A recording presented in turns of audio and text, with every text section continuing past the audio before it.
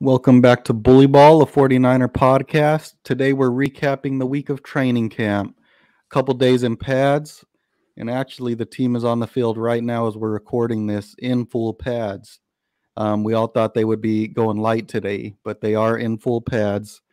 We're going to talk about a couple signings the 49ers had, a couple injuries, unfortunate injuries, and we're going to talk about getting ready for the first preseason game, which is coming up on Friday. Let's jump right into it. Tony Montana, Tony Montana, Tony Montana, check up on my ear.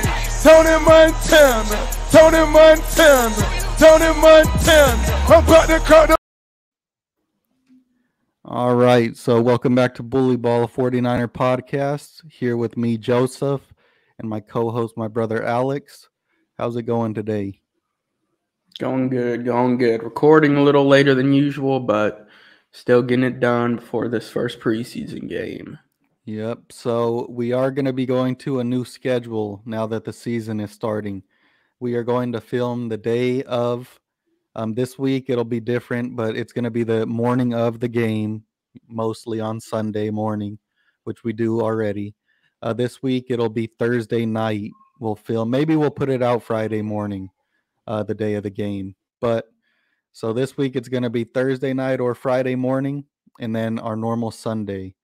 And once the regular season starts, we're going to do our Sunday before the game, and then we'll do maybe like probably a Tuesday, recapping the game. It might be Tuesday or Wednesday. We'll see. But so stay tuned, like and subscribe. We're growing the channel. We're trying to hit 100 subs before the first regular season game. Help us get there. All right, let's jump right in. So the 49ers had a couple signings, due to a couple of injuries, but they signed a veteran wide receiver, Willy Sneed, to a one-year deal. They signed D lineman Tomasi Lily from the Colts. Been like a practice squad guy, never really played on a team. And then they signed 9-year veteran offensive tackle Jordan Mills, who has started 87 of the 100 games he's been in. So let's jump in first with Willy Sneed. What do you think about that one? Yeah, before I always thought Willy Sneed was really productive with all the teams, the Saints, the Ravens for a little bit. Then I looked at his stats last year and I saw that he only had like 3 catches through the whole year. I don't know if he was dealing with some injury problems or just couldn't find his way onto the field. But, I remember him being a pretty good receiver, being a good vertical threat.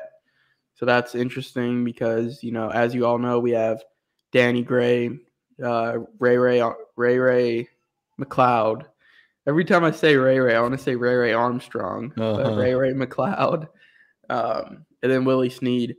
So it'll be interesting a little late into training camp too. So I have a lot to learn on the playbook. We'll see if he can battle his way to win a roster spot during this preseason. So it'll be interesting. So there was a couple things with him that were interesting to me that I was reading this week. So I believe he was signed because it was it Marcus Johnson that got injured, the wide receiver? With the concussion. Yeah, took a cheap shot from Fred Warner, got a concussion. So I believe that's why they signed Sneed. But also I was reading, and Sneed is supposedly a very good run blocker. He's not a fast guy. He gets open with his route separation. He had 3,341 yards and 16 TDs in his career. But I remember back in those Drew Brees days, he would be cooking. So I don't think the stats do him justice. But I also heard he's pretty sure-handed. So it kind of makes you question, Juan Jennings has been struggling terribly this training camp. The drops. Supposedly he's still creating separation. He's still a good blocker, but he's dropping everything that's coming his way. So, they bring in Willy Sneed, who's a smaller guy, but supposedly just as good of a run blocker. Create separation in that same way. It'll be interesting to see what happens with them. And did you know he also was signed to the Browns as an undrafted free agent when Kyle Shanahan was on that coaching staff. You're muted. I think I did see something on that, but that he didn't make the team that year or something like Yeah. that. But still interesting that he was there for that. Yeah, so we'll see what happens. They brought in D.D. Westbrook and some other guy I never heard of for that tryout, and they picked up Sneed, so we'll see. One thing to Tomasi, mention real go quick ahead. before we move on is today is Dwight Clark Day. So August 7th, 8/7, 87, Dwight Clark. So we remember the late Dwight Clark, most famous for the catch. Very, very good player, 49ers legend. Mm-hmm. And I believe it was Alzheimer's, correct? That was what he It had. was something like that. One of Yeah. those things. So let's talk Tomasi Lalili. From the Indianapolis Colts, played with DeForest Buckner. But, he's just been a practice squad guy, really bouncing around practice squads. You got anything on him? Not much. Just same stuff as you, just a practice squad guy. I don't expect too much of an impact from him. Yeah, just some depth, with all the injuries to the interior D-line. And I also have something later that I want to touch on that has to deal with that. And then we got Jordan Mills, 9-year vet, O-tackle, started 87 of 100 games. I think it's a great signing. Saw him out there at practice, looked like a big dude. And I believe it's going to give some guys like Jalen Moore and Colton McKivitz a chance to play inside, which is what Kyle Shanahan had said he wanted. But with McGlinchey and Trent, getting vet days, coming off injury, those guys kind of had to play at tackle. So I like the signing. Might be a sleeper to make the squad. Who knows? What do you think about it? And I think Jalen Moore got hurt, right? He had like some type of injury recently. I don't think I it was think he too was dealing serious, with but I something. remember. Yeah, and it held him out of practice. So yeah, good depth signing. Obviously he's not gonna push to win a starting spot. I wouldn't imagine, because he's definitely not gonna win it from Trent. I doubt he wins anything from Mike McGlinchey, but you can never have too much depth at any position. So maybe he can be like a swing tackle. And then, like you said, have Jalen Moore and McKivitz play on the interior like Shanahan's original plan. So if you can get a guy like that this late in the offseason, good signing. Yep. So let's talk this wide receiver room so far in training camp. So, we coming into the season, it was thought that, you had Debo number 1, Ayuk number 2, Juan Jennings number 3, and then probably Ray McCloud number 4, just based on, how they paid him. But we kind of thought number 4 was open, see who could win that spot. But Juan Jennings supposedly has been struggling terribly, staying after practice, to catch passes, but he's dropping everything. They say he's creating hella separation. He'll be wide open and he'll drop a pass. So what do you think? You think he's still locked in the wide receiver 3, or you think that's open? Best man's going to win it. I think, especially with the way that Shanahan's been in the past, I think it's definitely open. I don't think anybody's guaranteed a starting position, or even if in his case, like the number 3 position as a wide receiver. Like Ayuk, look at Ayuk last year. He was a first round pick, coming off a great rookie year. And then he's in the doghouse and he's not even playing really at first in the beginning. So I think it's definitely not a lock. That position's open, whether it be Ray McCloud, Danny Gray, one of those guys probably would be the most likely to win that spot. So I definitely think it's open. And it's kind of disappointing because I was a huge fan of Juan Jennings. I thought he had that dog in him, as some people like to say. He'd go up and bully people. I I think one of the highlights last week, and he did bully. I think it might have been Travarius Ward, maybe. But if you can't catch the ball, that shit doesn't matter. You got to be able to catch the ball. So, if he doesn't pick it up soon, I wouldn't be surprised if he loses that spot. And that's the thing we've been hearing. He's beaten everybody. Still is a great blocker. He's just dropping everything. So hopefully it's just concentration, get his mind right or something, but we'll see what happens. Ray Mccloud has supposedly looked really good this preseason. And so is Danny Gray. I wouldn't say really good. I'd say he's at his ups and downs as a rookie, There's days that people are like, hey, he showed up today. And then there's days where like he can't beat anybody off the line. But it was interesting. Shanahan yesterday or the day before had said, rookie wide receivers, they're always going to do something that pisses me off. And I'm always going to be pissed at them. So that goes to show, he really doesn't like playing rookie wide receivers. But he did say Danny Gray has been stepping up to the challenge. Whenever he has a problem with them, the next day that problem's gone. So we'll see what happens with them. He's been up and down. What do you think about him so far? Well, you remember I think it was last year or so, or maybe it might have been early in this offseason. Shanahan said like, "Oh, if I didn't have to play Ayuk as much as I had to in his rookie year, I wouldn't have." And that was the year that Ayuk was doing super good for a rookie. He had like 800 or 900 yards receiving. He hurdled that Eagles player in that one game. You remember? Yeah. And Shanahan afterwards said, "Yeah, if I didn't have to play him that much, I wouldn't have." So I think that goes to show his unwillingness to play rookie wide receivers if he can like get away from it, But well, I mean, what do you expect? All rookies are going to make mistakes, coming from college, going up to the NFL. So I don't think you can hold it against Danny Gray. I mean, I've heard pretty good things that his speed is up there. Because I remember Eric Crocker did a breakdown of Danny Gray when we drafted him.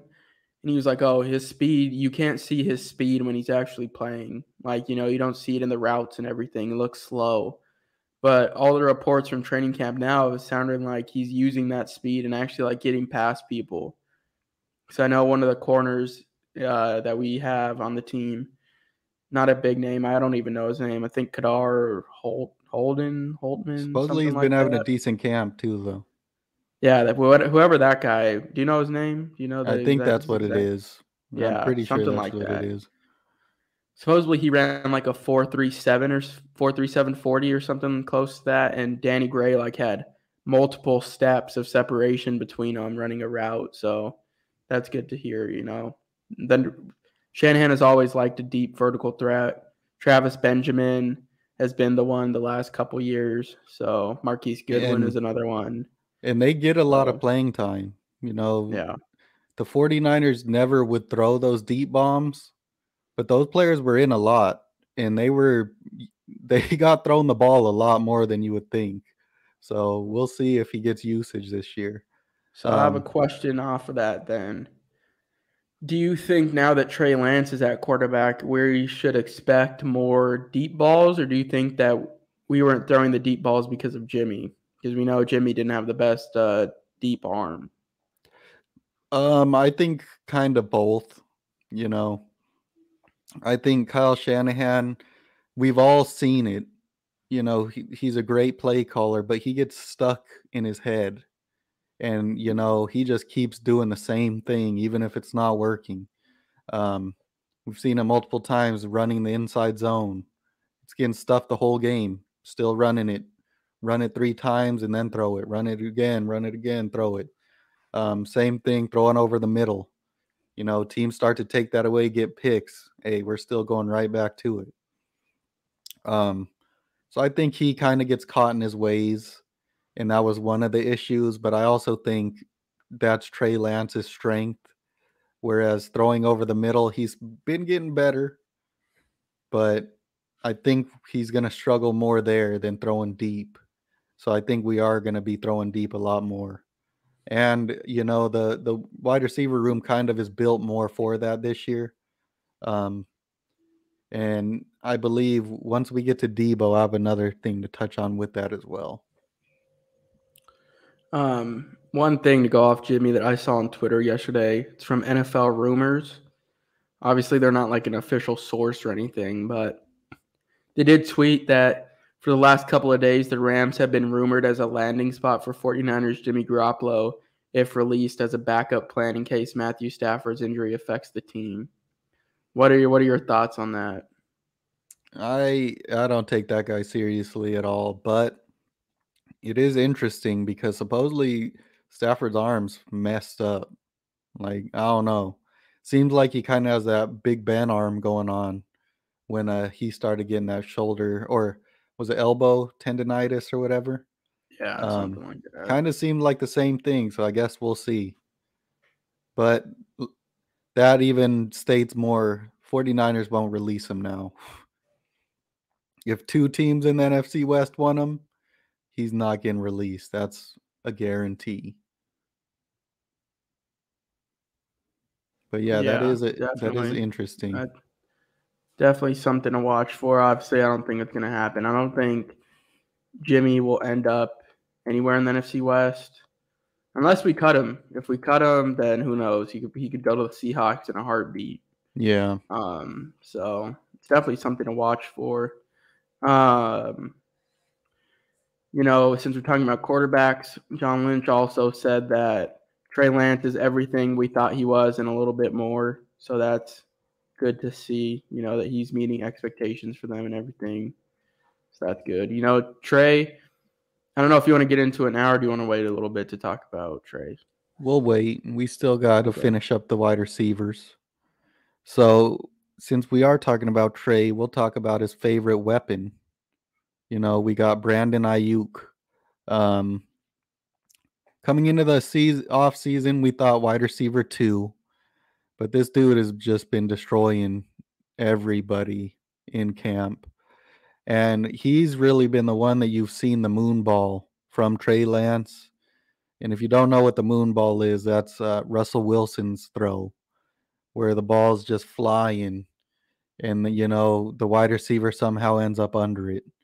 And that's been Ayuk's had multiple, crazy deep catches, and Trey's been putting them right on him. So, that chemistry that we saw last year is coming through this year, and it looks like Ayuk is stepping up and in as a wide receiver 1.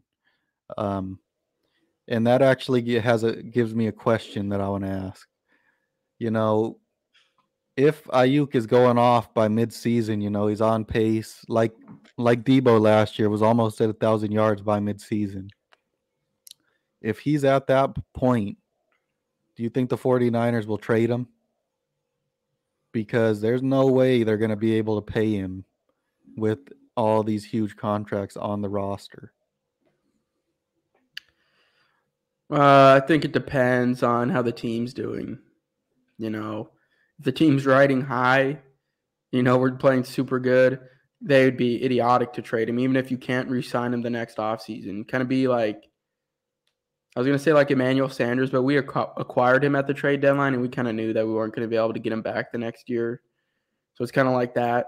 If we're doing super good and we trade one of the better players on the team, if he's actually on pace for that, that'd be idiotic. If we're down in the dumps, we're looking bad, maybe, look into it, see what you can get. I probably still wouldn't because how many more years does he have this year and next year? Maybe. Least, probably. Right? I think so. This is probably year 4. No, this is year 3. Year 3. Yeah. So he has 3 more seasons. I think he was a first-round pick, so he should have 5. 4-year and then a 5th-year option. Yeah, so he has a while. 2 more, so this one and next year. So no, given that, I wouldn't. Even if you can't keep him afterwards, I still wouldn't. I'd rather get rid of maybe an Eric Armstead or something. He's getting older and stuff, so maybe look that way or something. Yeah. So with that, Debo, wide receiver 1, signed his contract. There's been some struggles. Him and Trey Lance don't have that chemistry. They've been missing each other. He's been missing them deep. Supposedly he's still knocking the rust off, which is fine. What do you think about that connection? They stayed late after practice to work on the deep shot because they missed it a couple times in one of the practices. Yeah, I think that's a given, realistically, because Ayuk and Trey Lance have that connection because Trey Lance and Ayuk have been working out together since the start of the offseason, before OTAs, like everything. They were working out at the, I think, down in LA or San Diego areas where they work out together. So they're running routes that whole time. And then mandatory minicamp comes around. They're still working out together. The time between minicamp and training camp now, they're still working out together. So I think it's just going to take time, and we still have a lot of time left until the regular season. You still have about 3-4 weeks left. So I think it'll get there eventually. I'm not too concerned about it. Yep. And with the player as good as Debo, he's gonna get his, you know what I mean? Yeah. No matter what. And we saw he's playing in the backfield too. So, the man's going to be used similar to last year. So even if it's screens and out of the backfield, he's still going to get it. That was another thing with his contract extension. They agreed to terms if he gets more than 360 rushing yards, he gets $1.25 million, and then if he gets more than 4 rushing touchdowns, he gets more money, which was super smart by both sides because obviously Debo is going to want to get compensated if he's a running back as well, and the team can also still use him as a running back if they want to, because there's a rumor going around that that's why he requested a trade, was because he was getting used as a running back. So smart on both sides. Great move, especially if you play fantasy football. Definitely. Having that versatility with Debo is huge. So with that being said, let's move up to the O-line. They were struggling terribly before the pads came on. Pads came on, they were iffy. But the past couple days, they've been looking solid. The O-line's been looking a lot better. You've had Trent Williams, Aaron Banks. Center's been a revolving door between Brunskill and what's his name? Jake Brendel. I don't know why I can't remember his name.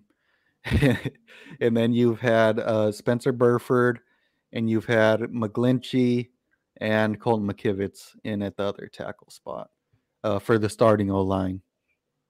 And supposedly the past couple of days, they've been looking a lot better. Trey Lance has had a lot more time to throw, and Trey Lance has looked better because of that. Now, I have a question, though. Do you think the O-line is actually looking better, or do you think all these injuries to the D-line is why they look better? I would say the O-line's probably actually getting better. They're working up that chemistry, kind of figuring things out. When you go against the same person so many times, you kind of figure out what they're going to try to do. And their injuries, you really only have Armstead, Mo Hurst, Ridgeway, the interior. So the interior O-line is what has struggled, and the interior D-line is what's injured. So I don't know. I'm just saying. True. I still think that I think it's probably a little bit of both, actually. But I also think that the O-line is going to get better with time as well, because you need to work up that chemistry together. Yeah. I think once they figure out the center spot too, that'll go a long way, because then you actually have somebody in there permanently. You know what to expect out of your center. So I think that'll help. But it is going to be interesting, because I know me and you were very concerned when we didn't address the O-line in the free agency and really the draft. I mean, we liked the Burford pick at the time and everything, but we still thought that we needed more to address that, at least a center. So it's going to be interesting, if the O-line is going to struggle, Trey Lance is going to struggle a lot. And that's if they been can hold shown. up decent, yeah, like you said, because earlier, like you said earlier in the offseason, with the O-line struggling, Trey Lance was throwing a lot of picks. And then you look at these last couple days, the O-line supposedly have been playing better. Trey Lance is throwing less picks. He's still throwing a couple here and there, but it's a lot less than what was happening before. So, it'll be interesting for sure. And the two main pieces that we can talk about, Aaron Banks, supposedly he's terrible, absolutely terrible in one-on-ones. Like he gets blown up by what's that one guy, Alex Barrett, I think. Is that guy on the roster? I know he was last year. I don't know if he still is now. I think it's him, but he's playing like D tackle and he weighs like 240, and he's blowing up Banks in one-on-ones. But supposedly in team drills, Aaron Banks looks fine. So I don't know. And then you have Burford, who has been the surprise of the offseason, if you ask me. 4th-round tackle, who they said they wanted to play guard, but you never know how that's going to work. Supposedly he's been phenomenal at right guard. Has some struggles here and there, but supposedly he looks like he's going to fit right in and probably be an upgrade over what Brunskill was last year. What do you think about those two guys? Yeah. I haven't seen much of the Banks stuff. I haven't seen much that he's been struggling, but I'm sure it's out there somewhere.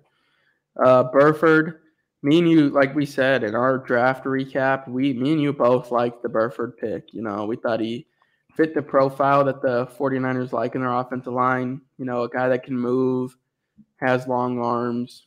So it doesn't really surprise me that he's doing well. He seemed like a good player. Banks, yeah, I guess we just got to see with him.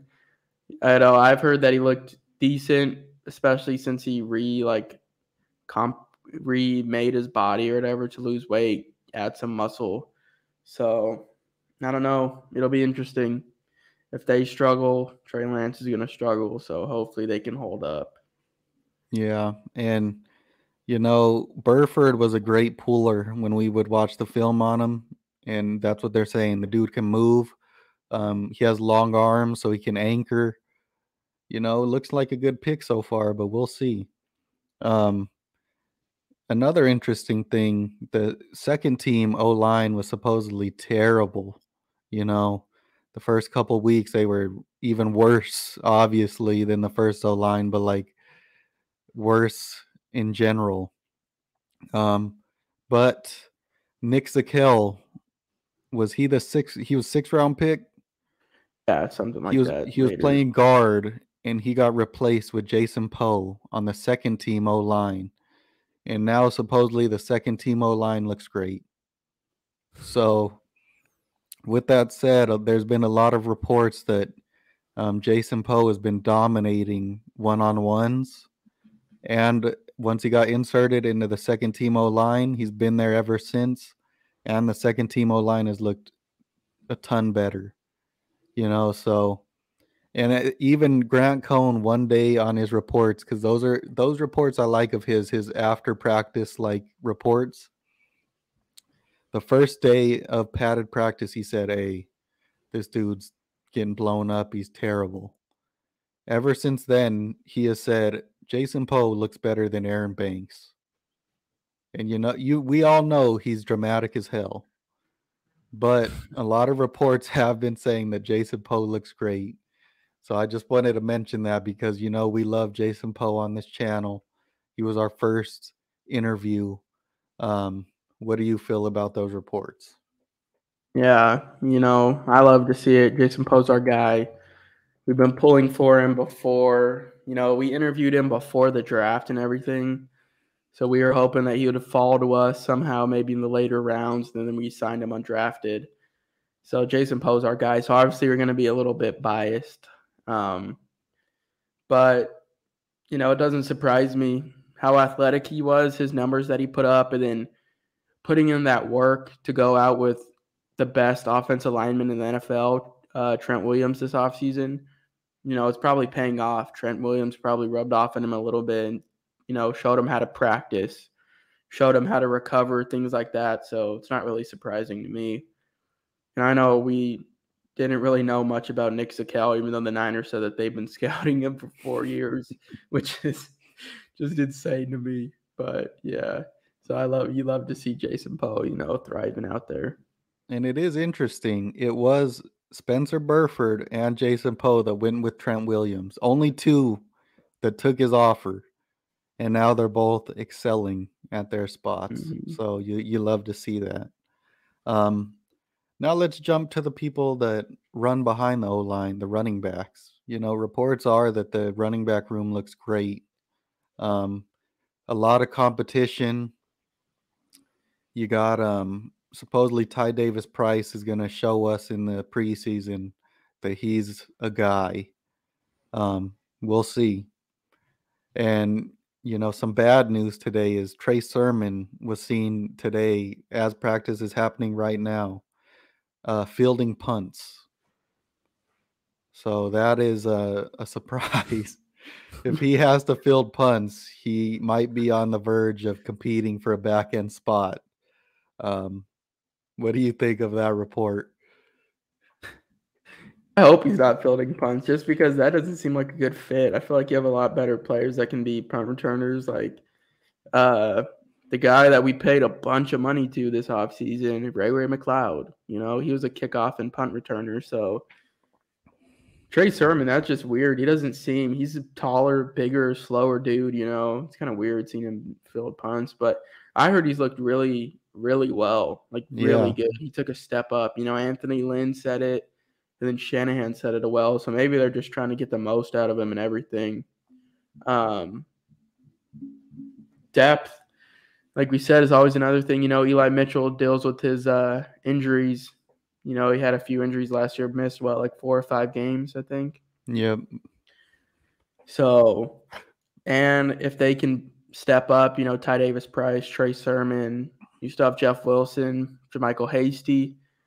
If they can step up and kind of not have to have Debo in the backfield as much, I think that's going to help a lot too. And I think that's what the 49ers plan was this offseason. So my question, I think the most running backs we've carried was 5, including Juszczyk. So really 4 running backs. Which 4 running backs do you expect to make the roster? I expect Elijah Mitchell is running back 1, and supposedly this past week of training camp has been this dude's dominating. Before you go on, it's also been reported that what's that? The undrafted guy's name? Jordan Mason. Jordan Mason. Supposedly he's been looking really good. Yeah. Really good. So I just wanted to make sure you didn't forget about him. Yeah, but supposedly Elijah Mitchell it hasn't been any competition with them. 2, I would say Trey Sermon or Ty Davis Price. I think Ty Davis Price is a lock to make the roster. Sermon probably isn't at this point. But I would say it's going to be Elijah Mitchell, Ty Davis Price for sure, Trey Sermon 3, and Jordan Mason 4. I have heard absolute nothing about Jeff Wilson, nothing at all. And JaMycal Hasty, he should not have been on the team last year. He was the receiving back. He had some explosion to him, but he just didn't do great in that role last season. So, like you said, Jordan Mason supposedly looks like the dog. I fully expect him to beat those other 2 out. Trey Sermon is going to prove it in the preseason games for me. And supposedly Ty Davis Price is going to be the man, the short yardage down man on this backfield. So what do you think? Yeah, I think Trey Sermon is a lock to make the roster. It's only his second year. You remember Joe Williams? I think he was – did we cut him after his first year, or was it after his second year? I think after his second, right? Yeah, I think I don't know. That dude was a mess. That was a different story. I think Trey Sermon could possibly, if he doesn't play good this year, fall into that path. But I think he's a lock to make it this year. So I think, obviously, Eli Mitchell, number 1. Ty Davis Price, Trey Sermon, kind of like a 2A, 2B. And then a 3, Jordan Mason. I was pissed when we brought back Jeff Wilson because at first, in 2019, I was a huge fan of Jeff Wilson. I thought he was a really good running back, especially receiving. And then he got hurt that one year, and then he came back, and he just wasn't the same. Like last year when he did get the starting opportunities, he just didn't look good to me. He wasn't finding holes. I feel like he was just like putting his head down and kind of just running into whatever hole he was told to run into. So I don't think he'll make it. And like you said, I haven't heard anything about him. Same with Jermichael Hasty. I think Jordan Mason can take that position, that receiving back role, and run with it. Be the next great 49ers running back to come in the 5th, 6th undrafted type of player. So I think those 4. And those 3 backs are probably some of my top players I'm excited to see in these preseason games. I want to see who's going to step up and step into that running back 2 and 3 role, because they are going to get tons of usage. Yeah. So especially in the preseason, because they all have shit to prove. It's not like an Eli Mitchell who probably will get like 1 drive. These dudes are going to be playing most of that game, so it's going to be interesting. Yep, definitely. We'll see who can step up and take those spots. With that said, 49ers did lose tight end Jordan Matthews to an ACL tear. And supposedly he was looking good, like he could have maybe snuck on as the last tight end. But with that said, Tanner Hudson has been showing out in camp. He's been thrown 14 balls and he has 14 catches in team drills. And the tight end coach said he probably has the best hands on the team. What do you think about him? Have you heard anything? Supposedly he might be the sleeper tight end to make the team and beat out Charlie Warner. Yeah, I haven't heard much about Tanner Hudson. I know he was the he came from the Bucks, right? Practice squad like last year or something. I honestly have no idea. Let me look real quick. I think it was something like that. So I mean, if he can step up and be that difference maker, that'd be huge, because I've been kind of preaching this offseason that the Niners need to find like a solid tight end too. Not just like a blocking guy like a Warner, because I also wasn't big on Dwelly either like this offseason. I wish we didn't bring him back. So if Tanner Hudson can actually step up and be an actual threat to catch the ball and not just block, I think that could go a long way. Because I think 2 tight ends, kills me that we never really got to see George Kittle and Jordan Reed play together, because Jordan Reed was a beast when he was healthy. Even on the Niners, I felt like he was really good. So if you can get 2 like threats at tight end, or even somewhat of a threat in Hudson, I think that'd go a long way. Yeah, he was on the Bucks, and he did have a couple catches in the postseason. Pretty productive college career, but that's all I know about him. Yeah, that tight end room is another position I think preseason's going to teach us a lot. They brought in a lot of vets, so we know they weren't happy with the tight end room. Let's see who wins those spots. Now to your favorite position, quarterback, Trey Lance and Jimmy Garoppolo. He's been on the field a lot. We've been seeing him a lot out there lately. Go ahead and talk to us about them. Yeah. Like we said, once the offensive line started playing better, Trey Lance started playing better. So that's great to see. If you go into the 49ers like Instagram or YouTube, they put out like highlights daily of the practices, and you just see Trey Lance just throwing some crazy, accurate, deep balls to these guys, just putting them in the bread basket for like Ayuk, Debo, and a couple McLeod for a couple, Danny Gray. And it's good to see, that we can finally have that vertical threat. And like we said as well, the Lance to Ayuk connection has just been off the chains this offseason. That's definitely something to watch for, which is exciting because Ayuk has all the tools to be a great receiver. There's one thing that we forgot to mention was that there's a couple fights in one of the practices between Ayuk and Fred Warner, which was interesting because do you remember we talked about on the last podcast, Ayuk said that Fred Warner was annoying. Yeah. And then Fred was like, oh, I'm just picked him out because I know he can be great. So it seems like Ayuk was actually being serious, but he said he was annoying and actually was kind of pissed at Fred.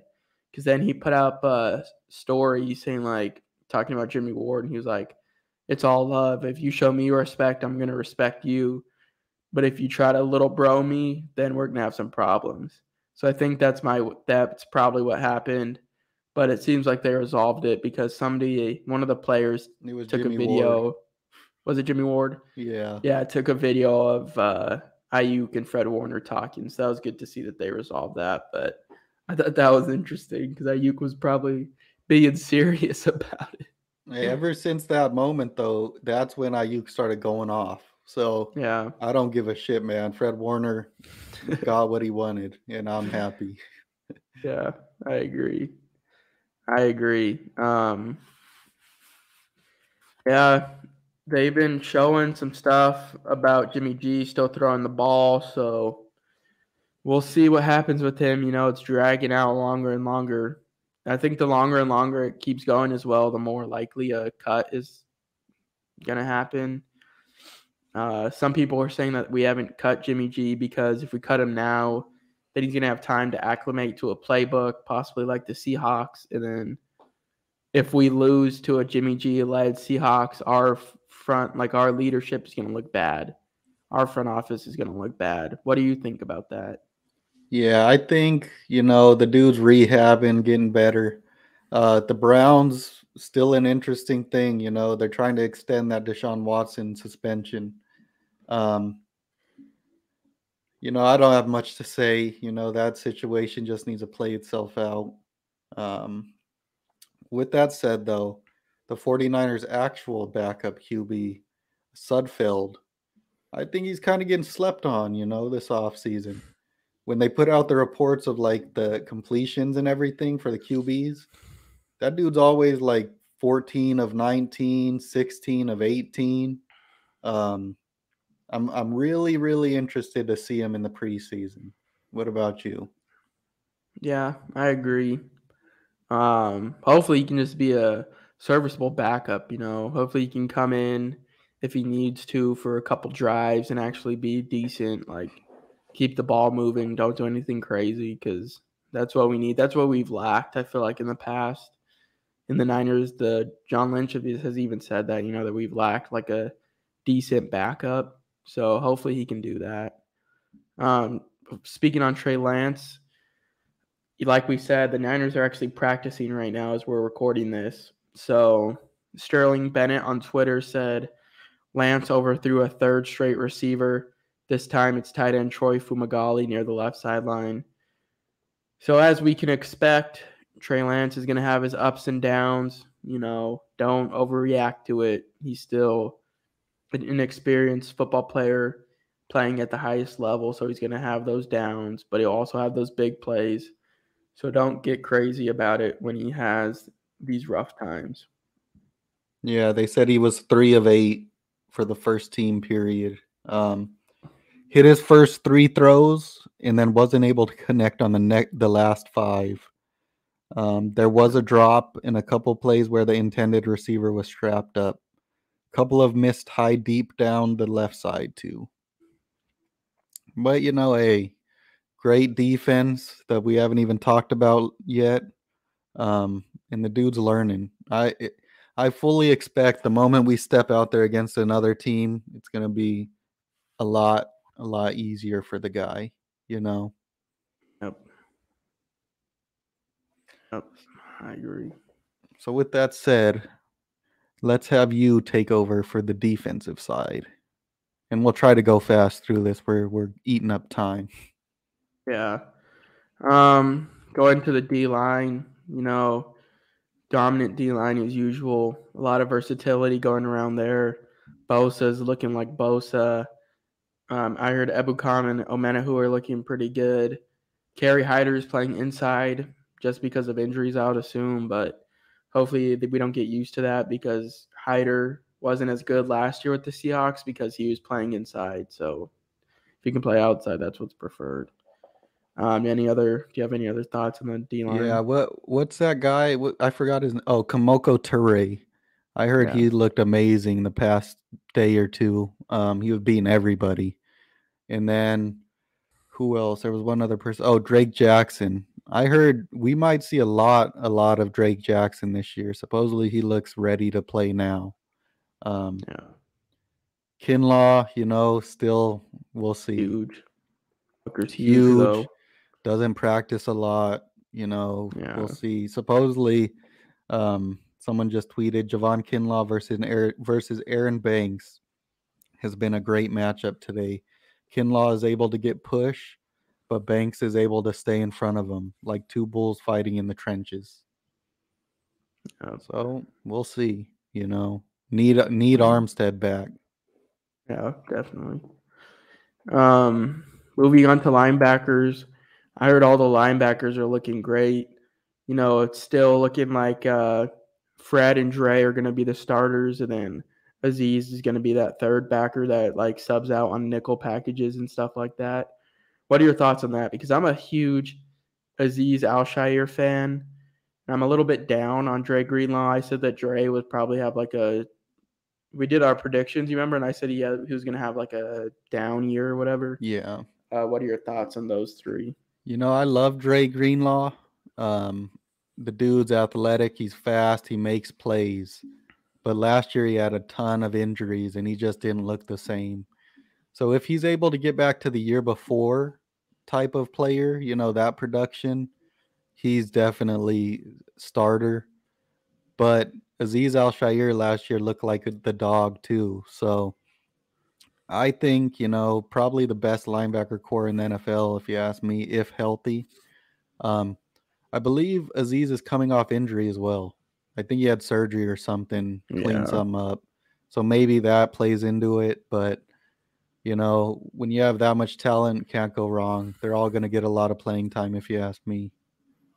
Yeah, and if, like you said, if Dre can get back to 2019, Dre Greenlaw, he had that big play against the Seahawks. Both at the games. End of the year, at the end of the year, and then you have that pick off Russell Wilson in overtime or at the end of the fourth quarter, which was huge. He also had a bunch of other plays too, of course. Big Play Dre was his nickname that year. So I believe if he can get the first play or the first drive of this last season, he had a pick six or something, wasn't it? And then he got hurt. Oh, did he? Yeah, he had a pick six. It might have been against last the year. Lions, right? I think. Yeah, something like that. Yeah, something. Yeah. So if he can get back to that version of himself, then yes, he should be a starter. But don't sleep on Azeez. I was watching an interview of the linebackers coach this year, and you saying that Azeez is one of the most versatile players he has. He can play Mike, he can play Will, he can play Sam. He can play all those spots. So something interesting. But like you said, I agree. We probably have one of the best linebacker cores in the NFL. Going on to corners, they're saying that the DBs still look extremely sticky. Trevarius Ward, Emmanuel Mosley. Supposedly, Ambry Thomas is taking a step back, kind of struggling like he was last offseason. They said that Demo Lenore is starting in place of Emmanuel Mosley today because Emmanuel Mosley is just getting a vet day off. And they said that Demo Lenore is starting over Ambry Thomas. And I sent Joseph a stat that somebody put out saying that Ambry Thomas is giving up 20 catches out of 23 attempts, which is insane because that's not good at all.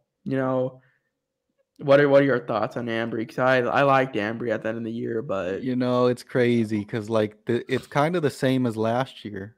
yeah, In the training camp, Demo legit was a starting corner for us. yeah, Um, and they said he was great, and they said Ambry ain't ready. And it's as the season started, then Demo, hey, he's not it, and then slowly Ambry became the guy, but he struggled. So I don't know. Maybe he didn't put in the work in the off season and he wasn't ready, and Demo did, or maybe it's gonna be like last season. I have no clue. It's kind of frustrating though. 2 years in a row, the same thing happening with the guy. Uh, we'll see, I guess. But the Demo news is encouraging. Ambry, it's frustrating. That's all I could say about it. We'll see in the preseason. definitely. Maybe he's just one of those guys that just turns it on when the games that matter come around. I Yeah. mean, that's not a good trait to have, but maybe he's just one of those guys. Going a little deeper in the secondary to the safeties. Hold on, I have one Supposedly more thing there's about the corners. Oh, okay. Go ahead. Supposedly Kyle Shanahan said yesterday that Jason Rhett might be ready to go by week Oh, yeah. 1. So that I kind of wish he was put on PUP so he could be fully ready by midseason, when we need the backup or reinforcements. But hey, if the man's good to go, the man's good to go. You never could have too much depth at corner. People are forgetting about him too, definitely. One thing I would say though is I wouldn't expect anything from him just because of how injury prone he is. So I wouldn't expect him to come back and be like this great all pro corner like he was in 2018 or 2021 or something, one of those. I think it was 2020. 2020, I think. Yeah. So I wouldn't expect that out of him, but if he does, if he can be healthy, he's one of the best corners in the league. Going on to safeties, supposedly there's a good battle going on between Talanoa Hufanga and Tavarius Moore, which is intriguing because I know we are both pretty high on Tavarius Moore coming into this offseason. Yep, we had said don't sleep on the guy. And like we said before, too, the Niners play a lot of 3 safety packages. So if you can have 3 solid safeties out there, that'd be huge. What are your thoughts on the situation? I think it is interesting because they said he's been outstanding, in coverage, and that's where he struggled. And Tavarius Moore starting to show up is great news because, it's been interesting. Jimmy Ward said he's out after the season. I don't know if he was joking or if he is out, but if you have 2 good guys back there, hey, it might make that transition a little less, demanding next year. So let those dudes battle it out. I saw some today. Someone tweeted saying George Odom looks good too. I haven't heard anything about him this offseason, but we were told safety is going to be a weak point this year, and it probably ain't looking like that. We'll see in the preseason. Yep, definitely. Do you have any other comments or anything on the defense? No, I just, it's looking like a top 5 defense in the league this year if they could stay healthy, but that's going to be the thing, staying healthy, just like every year. Yep. So I think that's it for training camp week 2. Like Joseph said, we're going to be doing a podcast on, we said Thursday night, right? Yeah, and we'll either post it Thursday night or maybe Friday morning, pregame primer. Yeah. So we'll give a little pregame primer, some things, some players to watch for, what to expect out of the game, stuff like that. So tune into that one, and then we'll do a little breakdown show probably on Sunday or Saturday, and break down the game afterwards. It's like we said, we're trying to get to 100 subscribers. If you could subscribe, show some love, that'd be appreciated. Go check out our last videos. We interviewed Jason Poe, Terrell Brown, Randy Cross. Those are some great interviews, some great perspectives from a current player, a player in the Harbaugh era, and then a player in the Bill Walsh era as well. So if you want to check those out, they're on our channel. You have anything else? Yeah, we got some good videos out there too. We got 49er fantasy options ranked, who you should draft this year. Top 10 games of the Kyle Shanahan era, if you want to look back and see what games were good under Shanahan so far. And we have a couple shorts. We've been posting a couple short videos. Check those out, some practice clips, and let us know if you want us to keep posting. We have some throwback videos of, training camp back in the day, some games we went to. Let us know if you want us to post those. That's all I got. Yep. So like we said, look out for that video on Thursday or Friday. Let's continue to hope for health with the team and expect a good game, good first preseason game Friday night. Besides that, we'll see y'all then. Peace. Send it back. Money.